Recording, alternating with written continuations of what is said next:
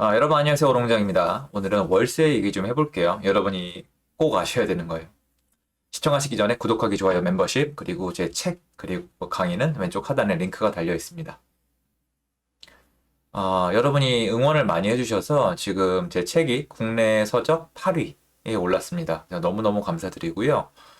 언젠가는 한번 좀 이뤄보고 싶었던 것 중에 하나인데 이루게 돼서 다시 한번 응원의 감사를 드립니다. 그래서 응원해 주신 만큼 보답할 수 있도록 좀 더 열심히 하도록 하겠습니다. 그래서 지금 서점 측은 처음에 재고가 충분해야지 나갈 수 있으니까 처음에 부족한 경우에 또 책이란 게 시켜놓고 기다리면 좀 그렇잖아요. 그래서 사전에 이렇게 사전 구매를 하는 게 빨리 받을 수 있다고 하니까 혹시 마음 있으신 분들은 사전 구매하시는 게 좋을 것 같다고 합니다. 제가 꾸준히 임대 관련해서 좀 말씀을 드린다고 이제 말씀을 드렸었는데, 전세 월세인데, 이 월세를 다루는 기사가 계속 나와야 돼요, 여러분. 월세. 이 월세를 다루는 기사가 계속 나와줘요. 이게 제가 다시 한번 정리를 해드릴게요. 여러분이 지금 월세에 왜 이렇게 눈이 안 가시냐면, 첫 번째로 한국은 월세에 제일 관심이 없어요. 사람들이 제일 예민한 부분은 매매가, 그 다음이 전세가, 그리고 월세가예요. 사람들 중에 가장 적은 사람들이 아파트에 내가 월세로 산다는 생각을 가장 적은 분들이 해요. 다시 얘기해서 수요자가 제일 적고 그리고 시장에 대해서 사람들이 잘 쳐다보지 않는 분야가 월세 시장이에요. 근데 월세 시장은 엄연히 시장의 한 부분이죠. 자, 지금부터 제가 하는 얘기를 계속 머리 안에 새겨 넣으셔야 돼요. 아파트는 누군가 지어서 공급을 하고 누군가 가진 다음에 빌려줘요. 이 삼박자가 돌아가야만 합니다. 누군가는 짓고, 누군가는 사고, 누군가는 빌려주고.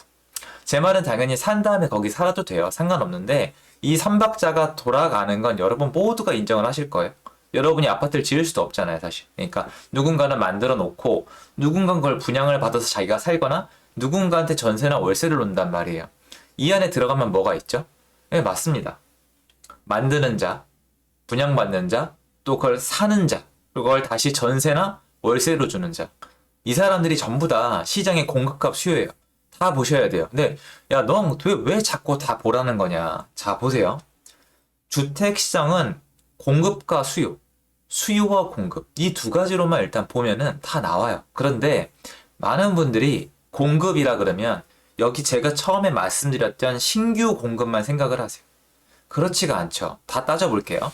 신규 공급이죠. 그리고 이걸 산 사람이 다시 되팔아요. 구축 매매, 공급이죠. 자, 구축 매매를 산 사람이 전세를 놔요. 전세 공급 또는 월세를 놔요. 월세 공급이죠. 그럼 시장의 공급은 거의 몇 가지죠? 지금 당장 제가 얘기한 것만 신축 공급, 구축 공급, 전세 공급, 월세 공급이에요. 그리고 이 네 가지에 각각 다 수요자가 있었어요. 그래서 여태까지 한국은 이 네 박자가 맞춰서 돌아갔는데 월세는 전세에 가려져 있죠. 전세를 놔두고 월세를 택하지 않았던 이유는 전세자금 대출이 워낙 잘 나왔고 전세에 대한 선호도가 높았기 때문이에요. 목돈을 모을 수가 있고 다음에 내가 원하는 집을 살 수 있다는 희망 때문에 많은 분들이 전세를 굉장히 선호했어요. 월세는 마치 내 살이 깎여 나가듯이 매달 매달 돈이 나가니까 이걸 싫어하셨단 말이에요. 근데 전세 월세는 묶여 있어요, 개념이. 자, 쭉 볼게요. 서울의 2022년, 2023년에 신규 공급은 부족해요. 이거는 그 누구도 반박할 수 없는 얘기예요. 이미 늦었어요. 이미 결정 난 거예요. 부족해요. 구축 매물은 세금을 통해서 풀 수가 있지만 도저히 풀 기미가 안 보이죠. 그런데 시장에 나가보시면 구축 매물은 과거에 비해서 굉장히 부족합니다. 팔 수 있는 사람이 굉장히 제한적이에요. 그리고 전세 공급량도 많이 줄어들었어요. 그리고 월세 공급량도 줄어들었어요. 근데 지금 어디가 문제냐? 월세가 문제죠. 자, 일단은 매매가 여러분이 물건이 늘어난 것처럼 보이고 전세가 물건이 늘어난 것처럼 보이는 건 매매 거래와 전세 계약을 할 수 있는 사람이 현격히 줄었어요.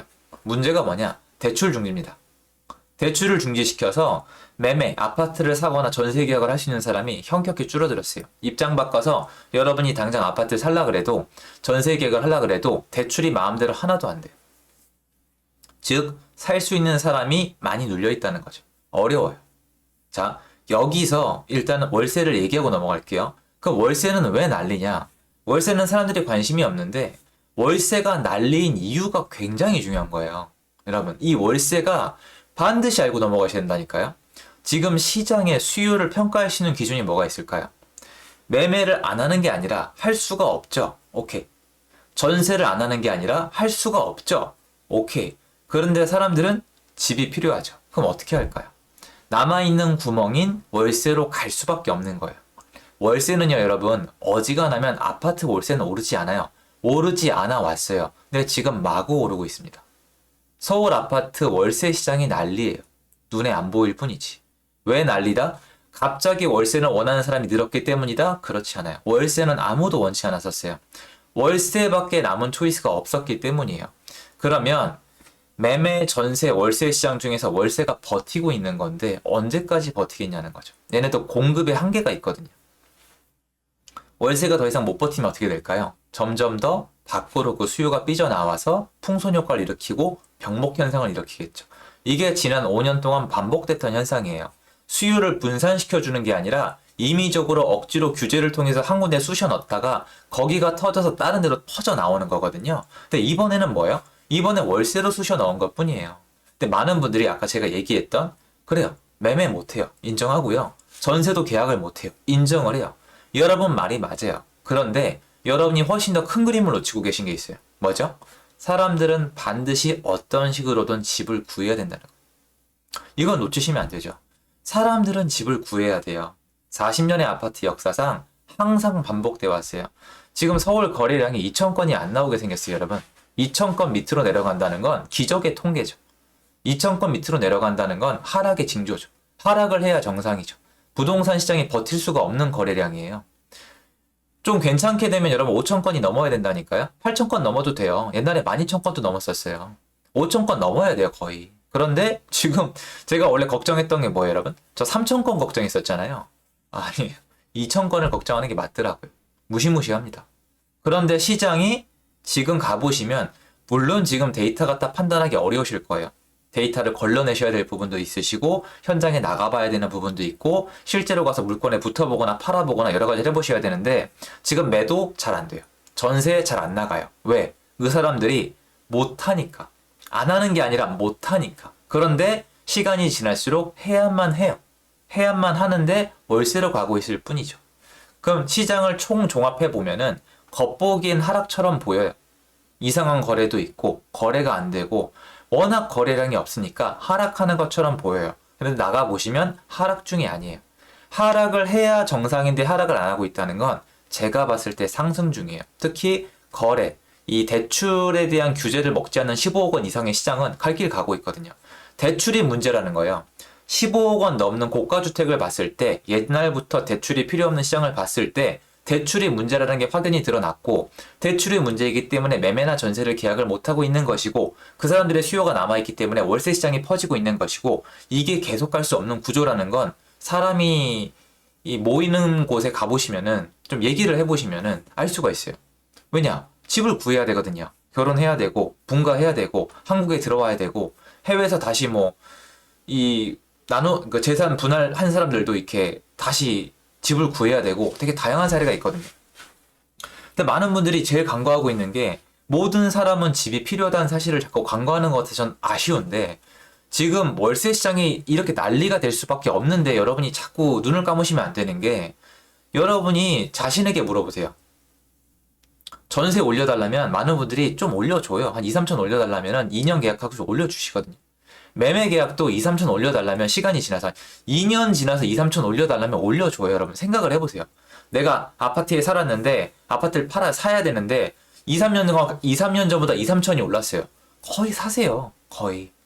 원래 올라가요. 전세 계약도 내가 2년 살고 재계약하는데 한 2천 올려달래요. 거의 올려주세요. 그거 다 싸우는 경우는 잘 없거든요. 물론 시세에 너무 반하면 안 되겠지.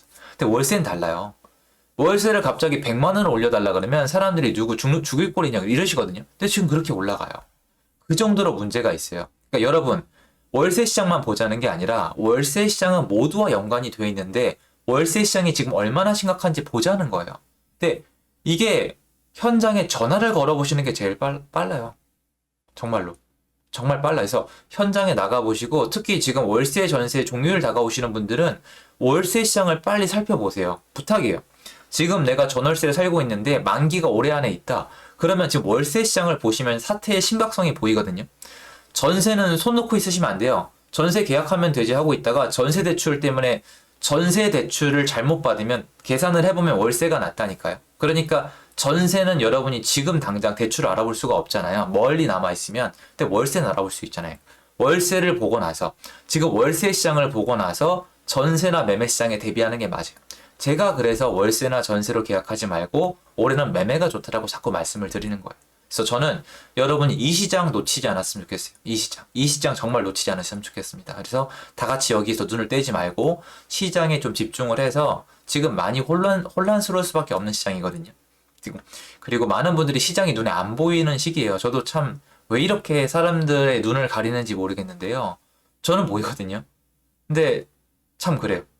그러니까 사람들의 눈을 가리고 있는 기관이 너무 커서 제가 말을 하기가 좀 어려운데 저는 보여요. 어쨌건 여러분들이 좀 좋은 선택을 했으면 좋겠습니다. 영상 여기까지입니다. 감사합니다.